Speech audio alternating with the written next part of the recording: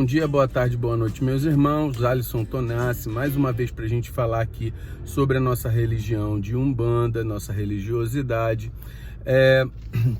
Ontem eu falei no estudo do Livro dos Espíritos para Umbandistas sobre o que acontece com as crianças quando elas morrem de maneira precoce, ou seja, espíritos que estão reencarnando e nesse meio tempo esses espíritos, a sua reencarnação é interrompida e retornam para o mundo espiritual. Inicialmente, eu vou fazer aqui um resumo, eu sempre vou tentar fazer a partir de agora um resumo do que isso serve para a Umbanda. Então ali foi falado que o espírito que vem é um espírito imortal. Ele é um espírito de um adulto, um espírito que teve reencarnações, vivências, experiências anteriores à vida corporal daquela reencarnação. Ele assume uma forma infantil pelo processo natural de gravidez, o processo natural de nascimento, tá? Porque é o processo natural da reencarnação. Todo espírito reencarnante, ele não nasce adulto, ele nasce criança.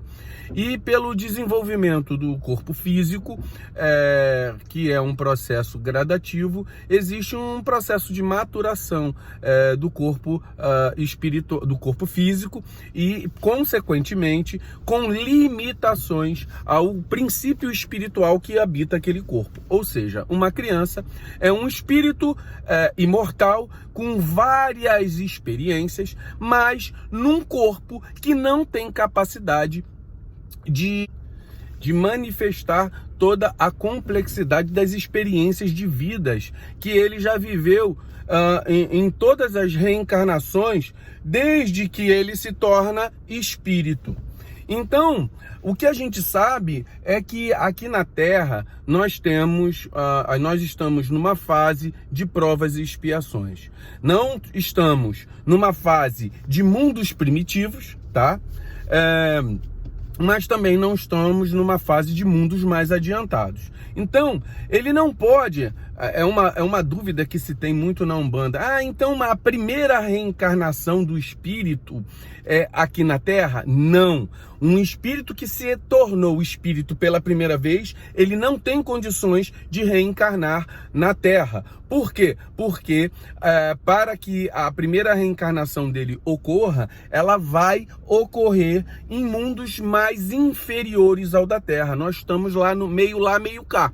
Então, não há condições vibratórias para um espírito de primeira reencarnação, nunca teve nenhuma encarnação anterior, ele reencarnar na Terra, porque nós já temos uma complexidade de estrutura social muito diferente do que um espírito desse, numa fase inicial de aprimoramento, numa primeira reencarnação, ele teria a capacidade de compreender. E voltando aqui às questões espirituais do espírito reencarnante, então ele já é um espírito com vivência prévia. Esse espírito com vivência prévia, ele nasceu, viveu um tempo, vamos colocar 2, 3, 4, 5 anos de idade na Terra, e esse espírito é chamado ao mundo espiritual, seja por doença, seja por acidente, seja por qualquer motivo que for. Esse espírito, ele vai retornar ao mundo espiritual e o que limitava a capacidade de compreensão dele das estruturas de vida, por quê? Porque a criança tem um cérebro imaturo. A função neurológica desse cérebro imaturo não dá liberdade para o espírito ter fluxos de pensamento mais elevados como um cérebro de um adulto. Mas quando ele perde essa capacidade, quando ele perde o limitador, o cérebro infantilizado físico, a estrutura espiritual do cérebro do espírito que está ali, ele retorna depois de um período de transição, ele retorna a um padrão complexo de raciocínio, tendo capacidade ampliada de observação da estrutura de reencarnação e estrutura de vida. Neste processo, o espírito ele tem tendência de assumir a forma da última encarnação dele como adulto, certo? Existem espíritos que, por afinidade e similaridade, por algumas com algumas tendências que podem manter a sua forma infantil. Normalmente, espíritos inferiores, eles voltam... Inferiores, quando eu digo, é no mesmo padrão. Espíritos medianos, espíritos inferiores, no mesmo padrão da gente. Podem retornar, tendem a retornar a uma forma adulta. Espíritos superiores que podem escolher a sua capacidade, por sua capacidade intelectual e pela sua capacidade moral, ele pode escolher a sua forma espiritual. E quando ele tem essa capacidade de escolher sua forma espiritual pela vontade no perispírito, ele pode escolher manter-se na forma infantil. Existem alguns traumas que o espírito passa na condição de espírito infantil encarnado, que pode também fazer com que esse espírito mantenha a forma infantil. Mas aí ele vai achar que a sua capacidade intelectiva é de uma criança. Isso não é comum acontecer, tá? O comum é, ou o espírito escolhe ficar numa forma de criança, mas a capacidade intelectual dele é de um adulto, um espírito imortal, que não é criança nem ele está em desenvolvimento, ele assume uma forma de um adulto, ou ele simplesmente, por perder a sua capacidade limitadora do cérebro infantil, ele volta a pensar como um adulto e volta naturalmente o perispírito como a forma da sua última reencarnação. Isso normalmente é auxiliado pelos espíritos que estão, que acolhem esse ser que é recebido no plano espiritual, tá?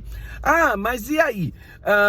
Existe uma visão dos católicos que acham que esses espíritos de seres, de crianças, se eles forem batizados, eles vão para um céu e para um benefício eterno, certo? Aí Kardec ele diz o seguinte: poxa, mas é justo um ser criado por Deus, viveu um tempo aqui na Terra, não teve capacidade de fazer o bem ou o mal e simplesmente ir para o céu? Então Kardec diz que não existe um céu. O céu é a tua capacidade de compreensão dentro da estrutura espiritual. E nesse processo da tua compreensão da estrutura espiritual, você consegue ter uma vibração que te permite ter uma consciência mais tranquila. É isso. Então os seres, os pequenininhos que nós vemos na nossa Umbanda, as crianças, os erês, né? Então, em primeiro lugar, existe aqui uma questão da encantaria, do ser encantado, que é tratado muito como elemental, né? Então eu não acredito que um elemental possa estar trabalhando, porque o nível consciencial dele não permitiria uma conexão com ser espírito, uma conexão mediúnica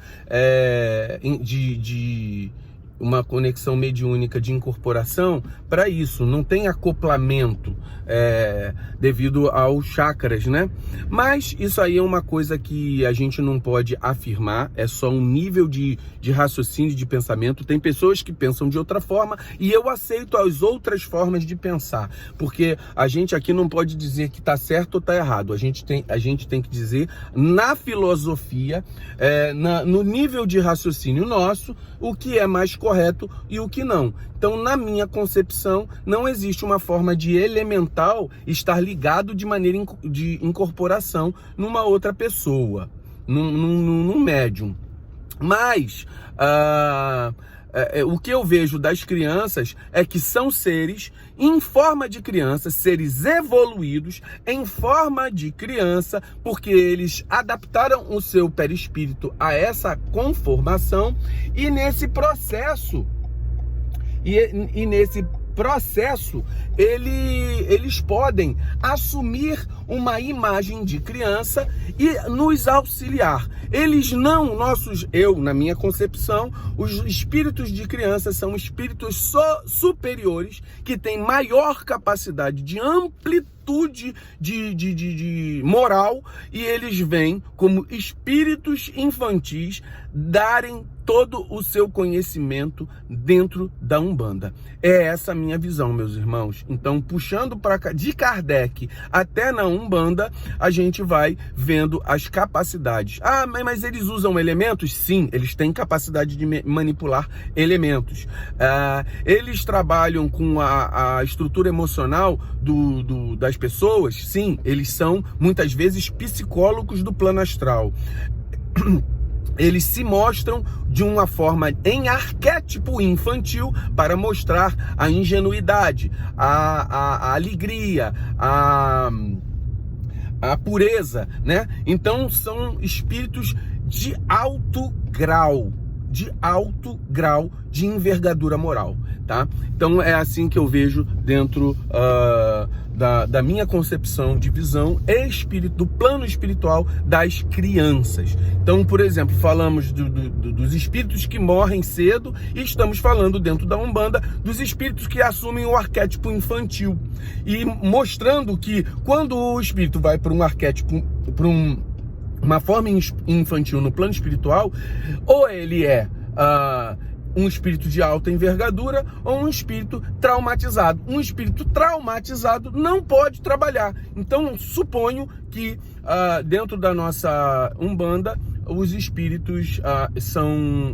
que trabalham dentro da linha das crianças são espíritos de alta envergadura intelectual e moral. Muito axé, meus irmãos.